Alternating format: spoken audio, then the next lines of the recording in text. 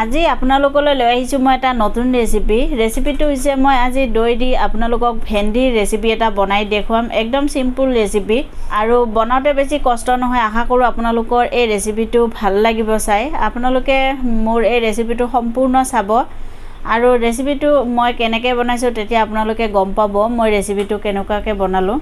আৰু মোৰ এই ৰেচিপিটো আপোনালোকৰ চাই যদি ভাল লাগে তেতিয়াহ'লে প্লিজ এটা ছাবস্ক্ৰাইব কৰিবলৈ নাপাহৰিব, লগতে এটা লাইক কৰি দিব।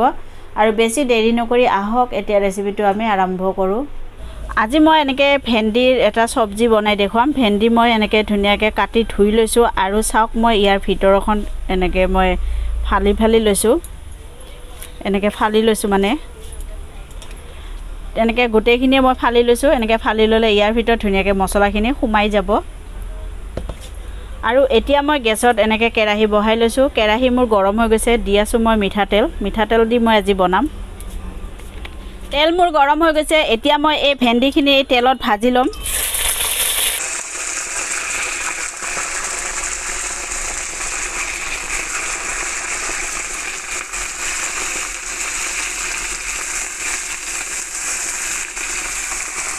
এনেকৈ মই এতিয়া নিমখ এনেকৈ দি আছোঁ অকণমান।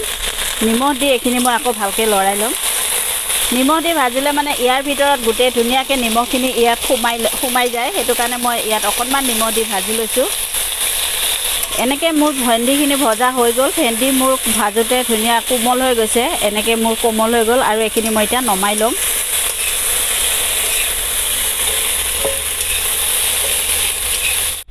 আকৌ মই কেৰাহী বহাই ল'লোঁ। কেৰাহীত মই এতিয়া দি আছোঁ মিঠাতেল। তেল গৰম হৈ গৈছে, দিছোঁ এটা শুকান জলকীয়া আৰু দিছোঁ মই এনেকৈ গোটা জিৰা, দিছোঁ মই এনেকৈ অকণমান হিং আৰু দিছোঁ এনেকৈ নহৰু মই সৰুকৈ কাটি লৈছিলোঁ। আৰু এতিয়া এইখিনি অকণমান সময় মই ভাজি ল'ম। এতিয়া দি আছোঁ এনেকৈ পিঁয়াজ মই সৰুকৈ কাটি লৈছিলোঁ। এইখিনি অকণমান কেঁচা গোন্ধ যোৱালে মই এইখিনি ভাজি ল'ম।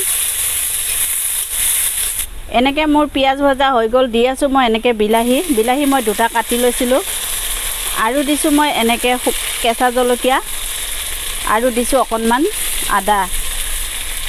আদাখিনিও মই ৰুকি লৈছিলোঁ, এইখিনিও মই দি লৈছোঁ। এতিয়া মই এইখিনি ভালকৈ আৰু অকণমান সময় ভাজি ল'ম। দিছোঁ এনেকৈ নিমখ মই আগতেও দি লৈছিলোঁ ভেন্দি ভাজাৰ সময়ত, সেইকাৰণে মই অনুমান কৰি অকণমান নিমখ দিছোঁ।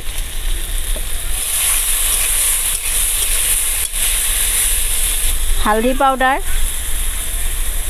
দিছোঁ, অকণমান জলকীয়াৰ গুড়ি। এতিয়া মই দি আছোঁ পানী, যাতে মছলাখিনি লাগি নধৰে, জ্বলি নাযায়, তাৰ কাৰণে মই এতিয়া পানীখিনি দিছোঁ আৰু এইখিনি ভালকৈ মানে হ'বৰ কাৰণে, এইখিনি ভালকৈ সিজিবৰ কাৰণে মই এইখিনি থৈ দিছোঁ। আৰু এতিয়া মই এটা মছলাৰ পেষ্ট বনাই ল'ম।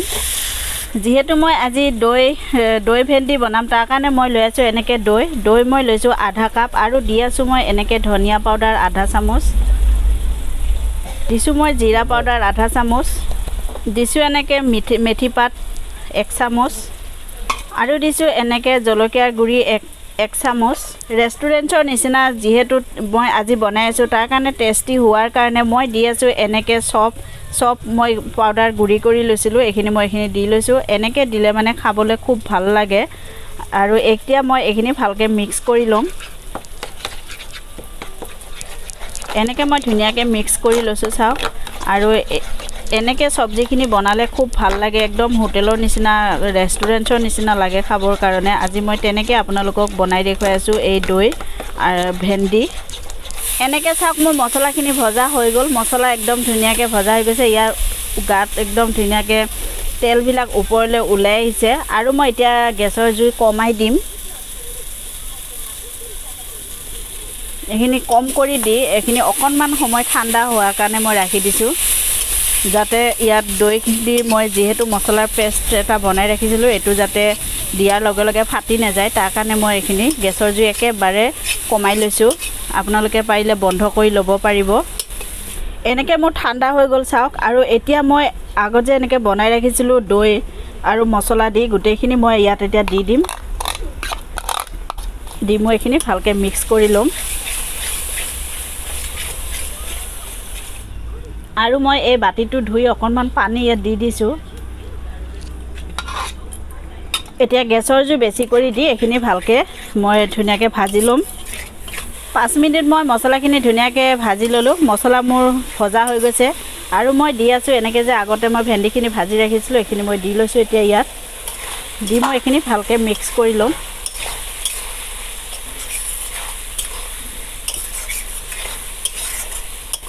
একেবাৰে চিম্পুল এটা ৰেচিপি আপোনালোকে চাব। আৰু যিহেতু এতিয়া ভেন্দিৰ ছিজন, গৰমৰ দিন, এতিয়া ভেন্দি বহুত পোৱা যায়, তাৰ কাৰণে মই আজি এই ৰেচিপিটো আপোনালোকৰ লগত শ্বেয়াৰ কৰিছোঁ। আপোনালোকে এনেকৈ ভেন্দি আনি বনাই খাব, খাই খুব ভাল লাগিব। এতিয়া এনেকৈ চাওক মই 5 মিনিটমান এনেকৈ ভাজি ল'লোঁ আৰু ভজা মোৰ হৈ গৈছে। এতিয়া মই দি আছোঁ ইয়াত পানী। মই 1 গিলাচ পানী ইয়াত দিম। আপোনালোকৰ যদি ইয়াতকৈ পাতল লাগে তেতিয়াহ'লে পাতলকৈ খাব বিচাৰে তেতিয়াহ'লে আপোনালোকে ইয়াত আৰু পানী দিব পাৰিব। মই কিন্তু বেছি দিয়া নাই, মই অকণমান গ্ৰেভি কৰি ৰাখিম। আৰু এতিয়া মই অকণমান এনেকৈ 10 মিনিটমান এনেকৈ মই ঢাকনিখন দি অকণমান সিজাই ল'ম। 10 মিনিটৰ পিছত চাওক মই দেখুৱাইছোঁ চব্জি। দেখিছেনে কি ধুনীয়া এটা কালাৰ হৈছে। আৰু এতিয়া মই ইয়াৰ ওপৰত দি আছোঁ এনেকৈ ধনিয়া পাত। ধনিয়াৰ পাত দি মই এইখিনি এতিয়া ভালকৈ মিক্স কৰি লৈ এতিয়া মোৰ চব্জি হৈ গ'ল ৰেডি। মই এতিয়া বন্ধ কৰি দিম গেছ বন্ধ কৰি মই আপোনালোকক ধুনীয়াকৈ সজাই দেখুৱাম। চব্জি মোৰ ধুনীয়া হৈ গ'ল, চাওক ধুনীয়া সিজিছে। গেছ বন্ধ কৰি দি মই এইখিনি নমাই ল'ম। এনেকৈ ভেন্দিৰ এই চব্জিখিনি মই বনাই আপোনালোকক দেখুৱাই যেনেকৈ দেখুৱালোঁ আৰু এনেকৈ মই ধুনীয়াকৈ আপোনালোকক চাৰ্ভ কৰি দেখুৱাইছোঁ। চাওক একদম ধুনীয়া হৈছে দেখিবৰ কাৰণে। দেখিছেনে কি ধুনীয়া কালাৰ হৈছে, দেখিবলৈও ধুনীয়া হৈছে। আৰু মই বনাইছোঁ আজি এইখিনি মই দৈ দি। একদম চিম্পুল ৰেচিপি, বেছি কষ্টৰ ৰেচিপি নহয়। যিহেতু গৰমৰ ছিজন, এনেকুৱা ভেন্দি আপোনালোকে এতিয়া প্ৰচুৰ পৰিমাণে পাব বজাৰত। আৰু এনেকৈ মই যেনেকৈ আজি দেখুৱালোঁ এনেকৈ বনাব, বনাই খাব। খাই কেনেকৈ পালে মোক কমেণ্ট কৰি জনাব। মোৰ এই ৰেচিপিটো চাই যদি আপোনালোকৰ ভাল লাগে তেতিয়াহ'লে প্লিজ এটা ছাবস্ক্ৰাইব কৰিব, লগতে এটা লাইক কৰিব। আৰু মোৰ এই ৰেচিপিটো বেছিকৈ আপোনালোকে সকলোৰে লগত শ্বেয়াৰ কৰিব। আকৌ মই নতুন ৰেচিপি লৈ আপোনালোকৰ ওচৰলৈ আহিম। আজিলৈ ইমানতে, ধন্যবাদ।